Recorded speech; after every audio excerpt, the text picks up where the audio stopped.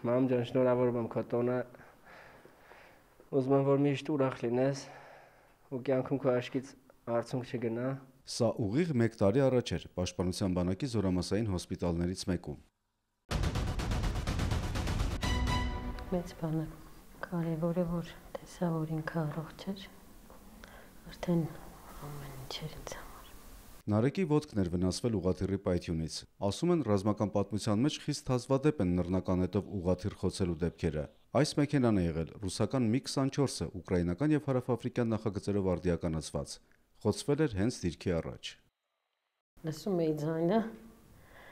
մի պահ կասկածում էի, որ հոսպիտալ ասեց, ասի ուրեմն լուրջ ինչ որ բաներ է, բայց հետո իրեն վիրահատող բժիշկը բժշկի հետ կապ հաստատեցինք, ասեց, որ նորմալ է։ Մարտավարական առումով այդ ուղղաթիռի ոչնչացումը ահռելի նշանակություն ունեցավ։ Ռազմավարական ու քաղաքական հետևանքները Ադրբեջանի համար վհատեսնող էին։ Մեր ձեռքում հայտնվեցին ռազմական քարտեզն ու օդաչուի գրառումները։ Ծիծաղելի են Ալիևի խոսքերը, թե իր զինուժը լուծեց խնդիրը։ Ըստ առաջադրանքի, ապրիլի 2-ին այդ ուղղաթիռը պետք է խոցեր հայկական 9 թիրախ, որոնցից մեկը Ֆիզուլու մոտակայքում։ Թշնամու զինուժը ծրագրել էր հարձակման առաջին օրն արդեն հասնել այնտեղ։ Առաջնագծից դեպի մեր տարածքի խորքը նշանացուցված են նշանակետեր, որպես թիրախներ, այո, առաջնագծից առաջնայինը մինչև 2-3 կիլոմետր խորության վրա, իսկ ամենախորքայինը, որ մենք տենում ենք 26-րդ նշանակետն է իրենց կողմից նշված, գտնվում է առաջնագծից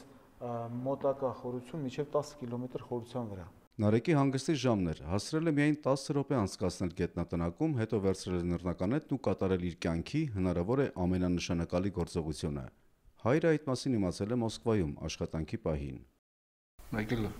բերեկանդե հալալամի երեխեքը նռնականետով ինքնաթիռ խփեցին, բանը չեմ անում, չէ, եկել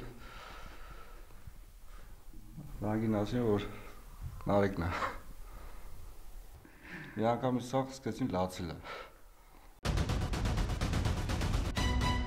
Ժակայ Մարկասյան, ես եմ, ոտքի Ժոգի անտարամադենգան հայմանուկ ինչ է նշում։ Կողմնորոշիչները, հակառակորդի դիրքը, անձնակազմը։ Հունիսին զորացրվելուց ամիսներ անց Նարեկը վերադարձավ բանակ։ Գործող զինվորականների խմբում սպայական դասընթացների է մասնակցում։